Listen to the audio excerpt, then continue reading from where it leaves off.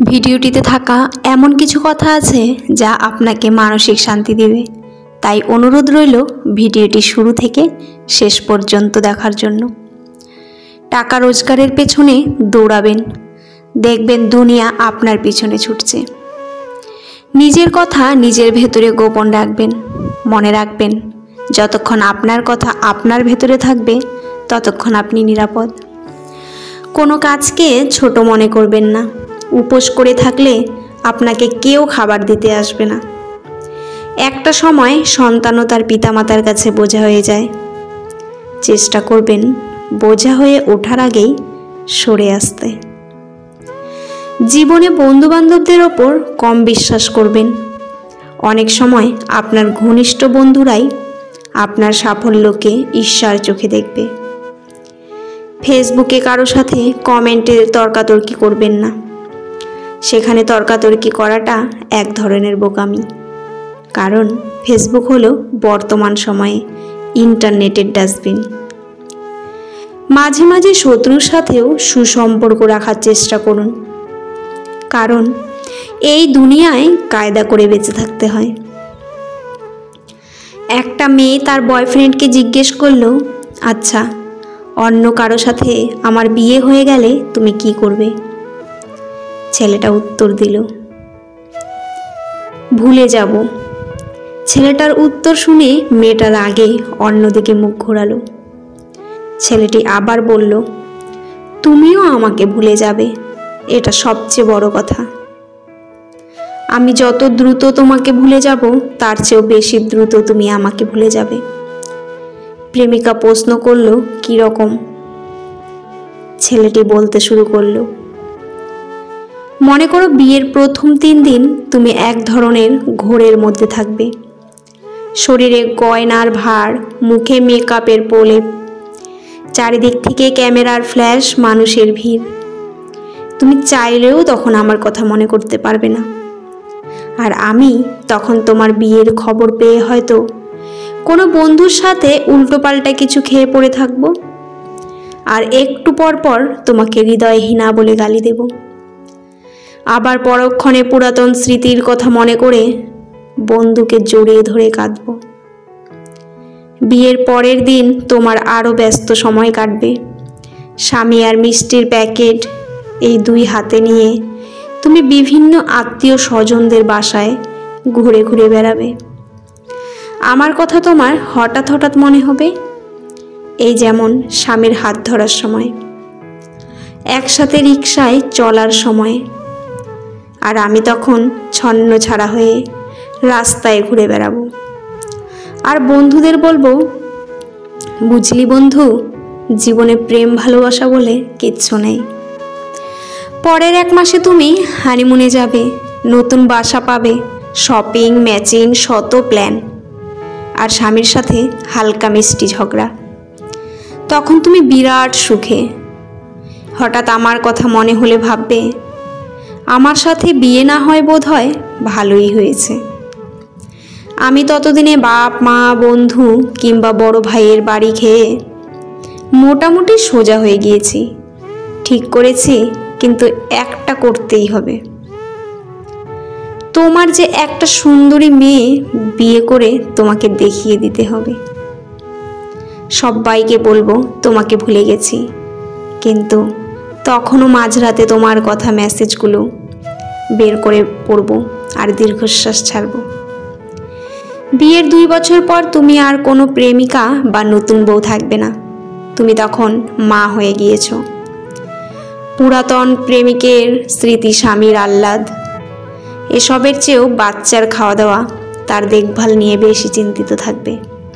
অর্থাৎ তখন আমি তোমার জীবন থেকে মোটামুটি পার্মানেন্টলি ডিলিট হয়ে গিয়েছি।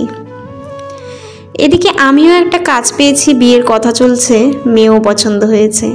আমি এখন ভীষণ ব্যস্ত। এবার সত্যিই আমি তোমাকে ভুলে গিয়েছি। শুধু রাস্তাঘাটে কোনো কাপল দেখলে তোমার কথা মনে পড়ে, কিন্তু তখন আর দীর্ঘশ্বাসও আসবে না। এতক্ষণ পর্যন্ত বলার পর ছেলেটা দেখলো প্রেমিকার চোখগুলো ছলছল ছলছল চোখ নিয়ে তার দিকে তাকিয়ে আছে। মুখে কোনো কথা নেই, ছেলেটাও চুপচাপ। একটু পর প্রেমিকা বলল, তবে কি সেখানেই সব শেষ? ছেলেটি বলল, না, কোনো এক মন খারাপের রাতে তোমার স্বামী নাক ডেকে ঘুমাবে, আমার বউ ব্যস্ত থাকবে নিজের ঘুমের রাজ্যে, শুধু তোমার আর আমার চোখে ঘুম থাকবে না। সেদিন অতীত আমাদের দুজনকে নিঃশব্দে কাঁদাবে।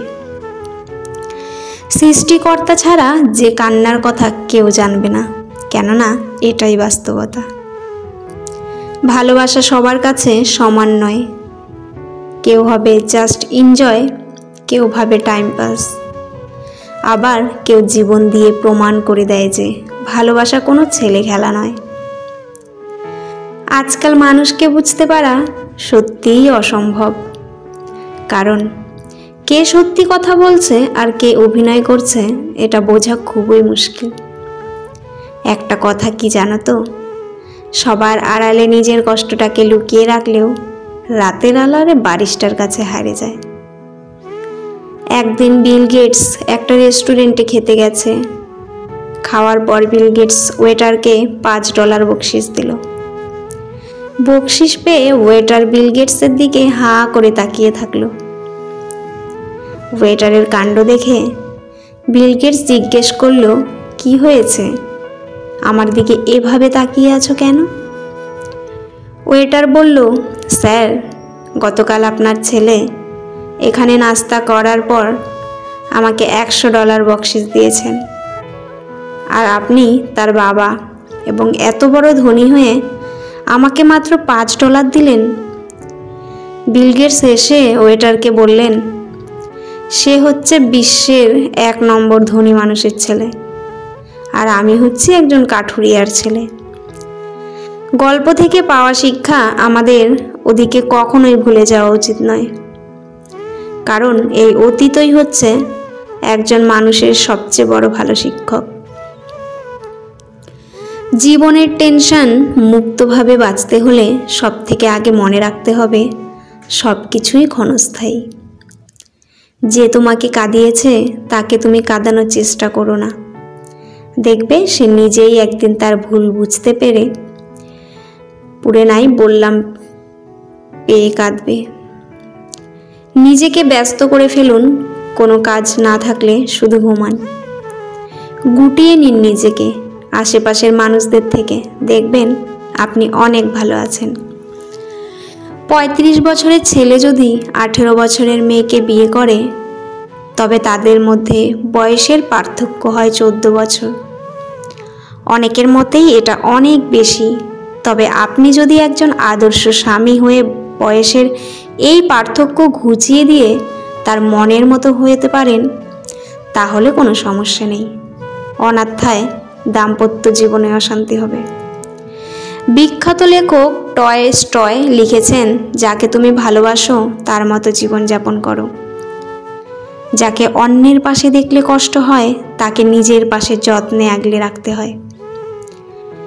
যৌবনে কাকও সুন্দরী, শ্রাবণে নদীও কুমারী, ক্ষমতা থাকলে মিথ্যা কথাও বাণী, শক্তি আর টাকা থাকলে মূর্খও হয় জ্ঞানী। সারা পৃথিবীর মধ্যে মানুষের মুখের কথা এমন একটা জিনিস যাতে অমৃত আর বিষ একসাথে থাকে। পৃথিবীতে কালো রং আছে বলেই সাদার এত কদর। প্রত্যেক স্ত্রীর কাছে তার স্বামী রাজা নাও হতে পারে, কিন্তু প্রত্যেক মায়ের কাছে তার ছেলে রাজপুত্র, এবং প্রত্যেক স্বামীর কাছে তার স্ত্রী রানী নাও হতে পারে, কিন্তু প্রত্যেক বাবার কাছে তার মেয়ে রাজকন্যা। সময়ের সাথে সব সময় সব কিছু ঠিক হয়ে যায় এটা ভাবা ভুল। কখনো কখনো সব কিছু শেষও হয়ে যায়। সঠিক মানুষ কখনো ছেড়ে যায় না, তারা সব সময় একটা কারণ খুঁজে পাশে থাকার জন্য। জীবনে কষ্ট পাওয়ার খুব দরকার, কষ্ট পেলেই মানুষ নিজেকে বদলে ফেলতে পারে। যে মনের দিক থেকে অনেক ভালো, তার কপালটাই খারাপ হয়, কারণ তার সহজ সরল মনটা নিয়ে সবাই খেলে। ভালোবাসার মানুষটিকে পেতে হলে সত্যি অনেক ভাগ্য নিয়ে জন্মাতে হয়। রাগ দেখিয়ে কাউকে বাই বলার পরে তার কাছ থেকে রিপ্লাই পাওয়ার অপেক্ষা করার নামই তো ভালোবাসা। অল্পতেই আপনার মন খারাপ হয়ে যায়, তাহলে বুঝে নেবেন পৃথিবীটা আপনার জন্য অনেক কঠিন। এমন মানুষদের থেকে দূরত্ব বজায় রাখুন যারা কখনো নিজের ভুল স্বীকার করে না আর এমন ভাব করে যেন সব ভুলই আপনার।